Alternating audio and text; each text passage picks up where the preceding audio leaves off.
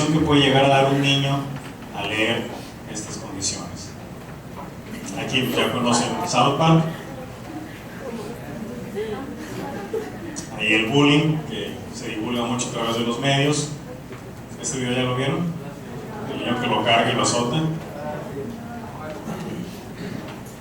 Si hablamos de los servidores públicos como factor criminógeno, comúnmente la esencia de la policía era defendernos. Ya vimos que están muy metidos en los actos de crimen organizado por dos opciones, por la buena y por la de a fuerza. Es decir, si no lo haces, los van a matar, y si lo hacen también, entonces ¿qué opción le dejan al policía?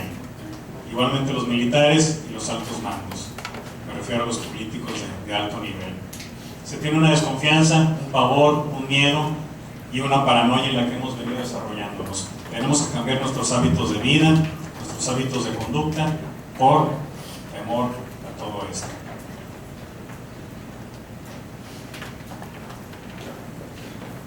El machismo, aquí definitivamente si hay o habemos hombres machistas, es porque la mujer lo permite. Dice César Lombroso que puede hacerse una comparación con el delincuente nato, en la que se comporta agresivamente. El machista actúa de esta forma: primitivo, tosco, rudo, violento y sin los medios mentales para atenuar su frustración y su enojo. Y se desquita con la mujer, el niño lo ve, aprende y es una cadena, una conducta de repetición de lo que son estos actos. Ahí nuevamente el aprendizaje por observación, la cultura y la genetización de ciertos actos que se van realizando. Ahí es una violación colectiva. No era de risa. La familia, insistiendo que es un factor muy importante en lo que es la creación de las conductas antisociales, donde se transmiten las buenas o malas costumbres. Igualmente la solidez familiar crea algunos controladores para las conductas antisociales. Si hablamos de lo patológico en una familia, la institucionalización, que es cuando se retira o la madre o los padres entregan a los hijos a algunas instituciones porque ambos trabajan. La función materna múltiple, las tías, las hermanas, las primas, la abuela que están cuidando, menos la mamá de inicio. Separación materna por diversas condiciones, relaciones patológicas con la madre o con el padre porque estos no son compatibles y el niño lo observa. Es muy sorprendente cómo un divorcio afecta a lo que son los hijos. Las madres solteras, que es un fenómeno también muy repetitivo, la separación o el divorcio, la ausencia del padre y carencia del padre también. Que todas estas condiciones afectan muchísimo a lo que es el desarrollo sano de lo que son los niños. Y así tenemos, volviendo a los factores criminógenos, que son ese conjunto, lo causal o la causa criminógena es la que afecta al individuo. ¿Qué debemos de hacer con toda esta información? Si nos dedicamos al área clínica, o en el caso de, ya saben que la ley dice que hay que analizar los factores que predisponen a la persona al crimen, entre otras cosas, pues esta es la esencia de ese estudio de personalidad, para en base a ello establecer una pena, que también es muy contradictorio lo que dice la ley o lo que actúa conforme el derecho penal, porque las leyes te dicen que bueno, va a recibir un castigo, pero que la esencia de ese castigo es rehabilitarlo, y cuando cumple con esa función rehabilitadora no se llega, es decir, se está creando el estigma, o ya se creó el estigma de que hay que castigar por la conducta que se está cometiendo. No hay que recuperarlo a la sociedad, es decir, es un individuo que se perdió y que merece ser castigado. Igual hay personas que sí se lo merecen y hay que analizar si se lo merecen y si lo necesitan. Y si lo necesitan, ¿qué hay que darle para recuperarlo a la sociedad? Entonces tenemos un individuo, un crimen o delito X cualquiera, y hay que analizar todos esos factores. Si hablamos de terrorismo, los que secuestran aeronaves o truenan coches bomba, o se truenan ellos mismos con bombas amarradas, ¿ahí qué influyó? ¿Influye el desempleo? No, precisamente. ¿Qué influye? Su religión, en parte. Las malas compañías. ¿La educación influye? ¿Por qué? ¿A poco si es nivel universitario ya no va a ser terrorista? ¿La familia? Puede ser. Bueno. Si hablamos de un violador sexual, ¿la familia influyó? Tal vez se veía que el papá forzaba a la mamá a tener relaciones sexuales, a las hijas tal vez. ¿Influye el barrio? ¿Las malas compañías? ¿La cultura? ¿El desempleo? No. ¿Y si hablamos de robo, influye la religión? No. Entonces, en cada uno de los casos de los delitos que estemos analizando, hay que hacer ese ejercicio de factores criminógenos. Y así, insistiendo en ese intercambio de información, en el área clínica o penitenciaria, si se tiene ese conocimiento de la etiología multifactorial de lo que es el crimen. Y la información se debe compartir para crear una política criminológica, una política pública de prevención del delito, de prevención social de la violencia, o como se le quiera llamar, y un triángulo de compartir la información para que las cosas se hagan bien. Los ejercicios, insistiendo. ¿Y cómo hacer la política criminológica adecuadamente? Ya casi para concluir, vean acá lo que nos dice Naciones Unidas: los medios que conducen a reducir el fenómeno antisocial son necesariamente aquellos que pueden oponerse a los factores criminógenos. Es decir, a nivel internacional ya se manejan estas terminologías que la ocasionan o favorecen. Siendo la criminalidad en parte un producto de la miseria, la ignorancia, la enfermedad mental y social, los medios hábiles para limitar en lo humanamente posible son aquellos que combaten estos factores. El Estado, por medio de sus instituciones y de sus servidores públicos, debe ayudar a reducir toda esta cantidad de factores criminógenos. Es decir, a nivel internacional, lo importante son la reducción de los factores criminógenos. ¿Y qué es la prevención del delito? Engloba las estrategias y medidas encaminadas a reducir el riesgo de que se produzcan los delitos, los posibles efectos, la victimización, entre otras.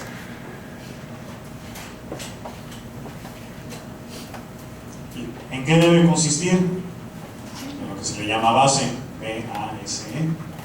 Buscar los datos para identificar esos patrones que provocan el malestar o la problemática social, someterlos a un análisis, qué es lo que la causa, qué es lo que lo puede curar o eliminar, buscar las soluciones o las estrategias y evaluar frecuentemente el impacto de esa intervención que se tiene en lo que son esas estrategias para el cambio.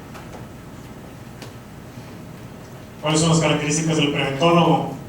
Tener conocimientos criminológicos de carrera. Aunque esto parezca obvio, es por demás sabido y visto que a veces los que se encargan del área de prevención del delito o de las cárceles u otros lados son ingenieros o de otras áreas que no tienen algo que hacer ahí, pero ahí los ponen. Ya sabemos que son cargos acomodados, pero bueno, hay que tener ese conocimiento para saber lo que se está haciendo y entender, interpretar lo que se debe hacer. Conocimientos generales: evidentemente, si hablamos de factores endógenos, exógenos y combinados, médicos, sociológicos, psicológicos, psiquiátricos, entre otros más. Conocimiento del tema específico sobre estos factores criminógenos, aceptar la responsabilidad de que se quiere hacer un cambio, tolerancia y capacidad de frustración al evaluar e implementar las estrategias e intervenciones, una curiosidad incansable y constante, estilo la curiosidad de un niño, y no llegar a aburrirse y ver el trabajo como tedioso y fastidioso. Originalidad y variedad de recursos, es decir, estar innovando frecuentemente las estrategias que se tengan y tener interés por el delincuente y no solo tratarlo como un sujeto más. Y finalmente, la planeación para la prevención del delito. ¿Qué nos indica nuevamente Naciones Unidas? Algunos de los pasos que hay que hacer. Esta información viene, es gratuita, viene en el documento que se llama, ya se me olvidó, pero no se los puedo pasar, una recopilación de normas de las Naciones Unidas en la esfera de la prevención del delito y la justicia criminal. Y lo pueden encontrar ahí en los documentos que publica la Oficina Oficina de las Naciones Unidas contra la Droga y el Delito. Ven aquí lo que nos sugiere o a lo que nos invita nuevamente internacionalmente para prevenir el delito: un diagnóstico local de los fenómenos delictivos. Es decir, si ustedes buscan también en Naciones Unidas, los casos de éxito de prevención del delito son sobre áreas muy pequeñas, muy reducidas, es decir, una colonia, una empresa, una escuela, un banco. En el caso de la seguridad privada no se habla de programas de prevención a nivel global, nacional, estatal, porque cada cultura, cada colonia, cada barrio tiene sus características muy particulares. Por ello, del diagnóstico local de esas necesidades, sus características, factores que propician esa criminalidad, la forma que revisten y su alcance, es decir, el impacto que puede llegar a tener la criminalidad que se genera en cierta localidad. Todos ya sabemos aquí, si vamos a DF, a cualquiera que le preguntes ya sabes dónde comprar piratería, cualquier cosa, dónde comprar facturas falsas, dónde comprar títulos, dónde comprar calcetines piratas, de todo. Es decir, todos lo sabemos, menos los políticos. ¿Y qué impacto tiene en la sociedad ese tipo de criminalidad que se genera en Tepito, por ejemplo, o en Santo Domingo, que es donde venden los títulos falsos y demás? O ahí por el Zócalo, que también venden facturas falsas. La determinación de todos los agentes pertinentes aquí, todos los que van a intervenir, es decir, si van a influir o si van a trabajar las empresas privadas, gobierno, el sector público o la opinión pública, es decir, que todos intervengan en lo que es esa prevención del delito. Cuando proceda la institución de mecanismos de consulta que promuevan un mejor enlace, es decir, también cómo percibe la sociedad las estrategias de intervención y la elaboración de posibles soluciones a estos problemas en el contexto local. Vean, nuevamente habla de la localidad, es decir, son planes de prevención muy pequeños, no globales. Y finalmente, les presento los libros de su servidor: Introducción al Estudio de la Criminología. Aquí los traigo todos, por si alguien los quiere adquirir. Pues nos muestra los conceptos básicos de la criminología, la historia internacional, la historia nacional, para que sepan dónde nace la primera licenciatura en criminología, quiénes la forman, quiénes son los fundadores, los conceptos de criminología general, crimen, criminal, criminalidad, la personalidad antisocial, la disocial, los factores criminógenos, la política criminológica, cómo estructurarla, y algunos problemas sociales como es el crimen organizado, la criminalidad de menores y las conductas adictivas.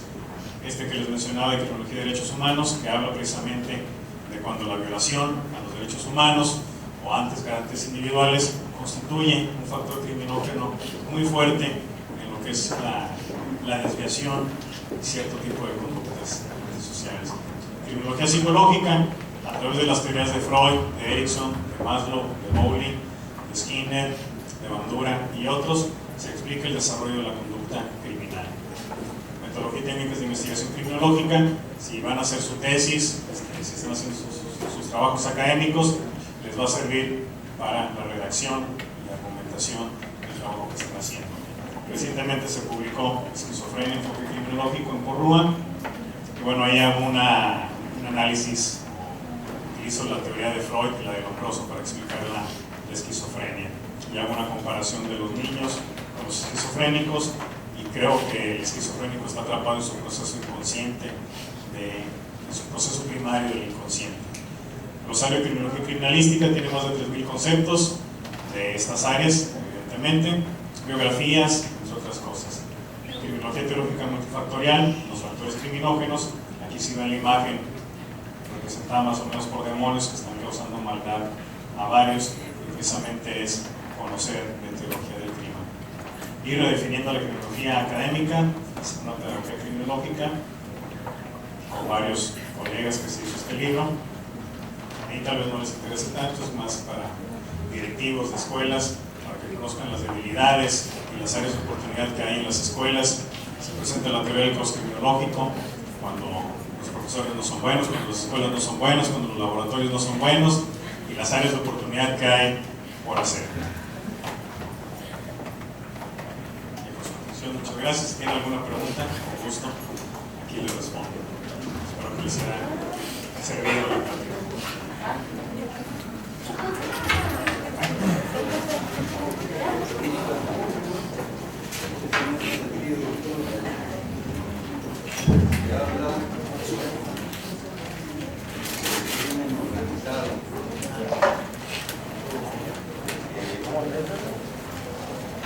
crimen genéricamente se organiza, o se organizan los criminales, o se organizan ambos. Sí, estoy de acuerdo. Ambos. Ambos. El crimen en forma genérica se organiza. ¿Cómo se organiza el crimen genéricamente?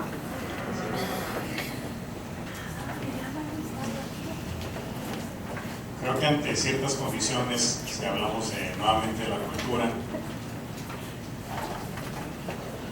ya sabemos que el concepto de crimen organizado, el se organiza la unión de tres o más personas para un delito en específico. Creo que es la forma de vida, no habiendo más, digo, desde la perspectiva criminológica, no tanto punitiva.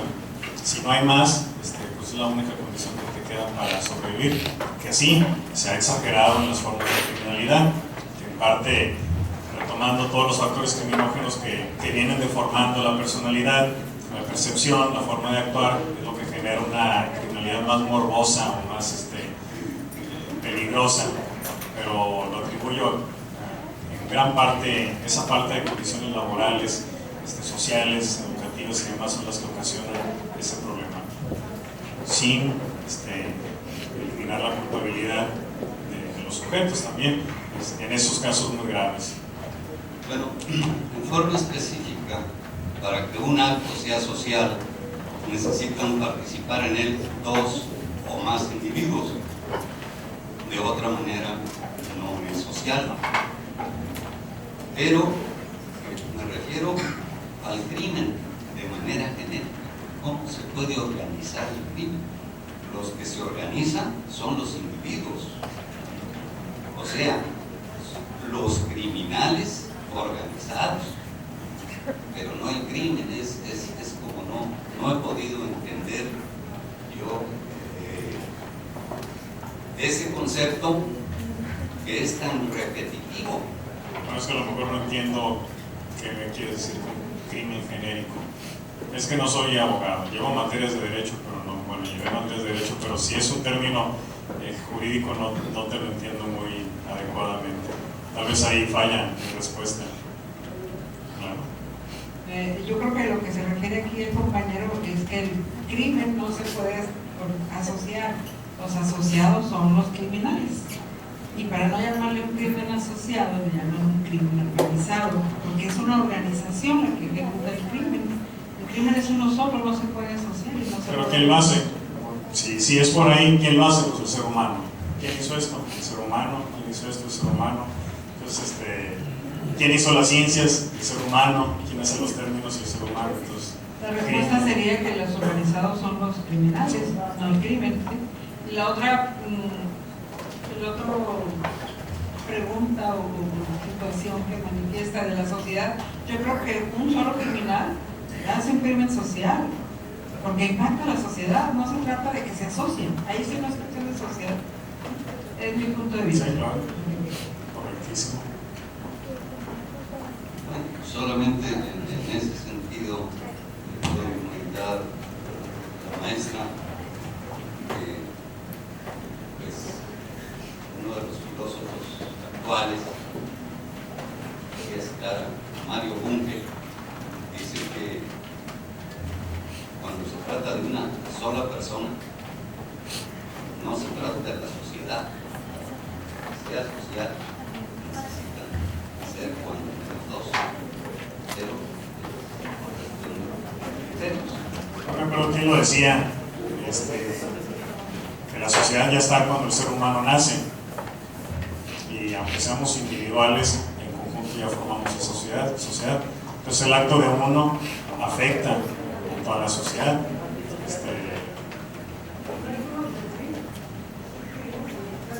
En la sociedad, digo, libertad de pensamiento, si Mario Bunge obviamente pues tiene más autoridad académica que todos aquí reunidos nosotros, dice eso, pero le doy más, pues, cada quien tiene su perspectiva, para mí será otra. También me gusta Mario Bunge. Recuerdo cuando dice que si uno pone la letra Y entre dos, es porque están los actos unidos. Entonces el individuo y la sociedad, inseparable. ¿Alguien más? ¿Me puedes? Quisiera una explicación sobre la relación que existe de conexividad entre la debilidad de la ley en términos de laxitud, en términos de la actitud de las autoridades ante esa falta que existe en la ley y la permisividad de los padres ante la actitud de los menores infractores en este caso. ¿Son dos preguntas? Directamente. Están correlacionadas las dos preguntas. La primera es la actitud que es laxa. Pues sí, no me acuerdo quién decía que las leyes se hicieron para violarse. Y sí, parece que en México hacemos un reto de a ver quién puede violar más la ley, pero el mismo gobernador es el que permite eso, insistiendo, si la Constitución te da un catálogo de beneficios, las leyes que ofrecen, muchas áreas de oportunidad en las que te puedes desarrollar, y el mismo gobierno no da esas herramientas para llevarlas a cabo, pues eso es un chiste, la verdad, que el gobierno haga leyes y que se renueve la legislatura cada 3 años, hablando de Cámara de Diputados y cada 6 en senadores. ¿Qué hacen? Dicen, hacemos leyes, pero ¿para qué? Es decir, me parece inútil la labor legislativa, no sirve. Y sobre los menores, insisto, sobre la familia, fuera vinculado a eso, lo laxo de la ley. No, pues el menor no conoce la ley, si a veces nosotros que estudiamos o los adultos no la conocemos, muchísimo menos el menor, y qué le va a interesar a esa edad de respetar la ley. Es decir, si no se tiene respeto por la religión, por la familia, muchísimo menos por la ley. Entonces, y más si se le ignora, es decir, no creo que le pase por la cabeza el que ir a la ley antes de cometer algún acto de crueldad o de disocialidad. ¿Alguien más?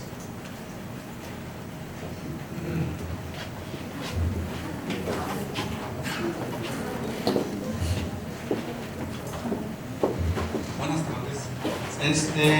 ¿A qué se refería cuando dijo ahorita que estábamos, así lo entendí, que estábamos limitados para seguir con un tratamiento en cuestiones de criminología clínica?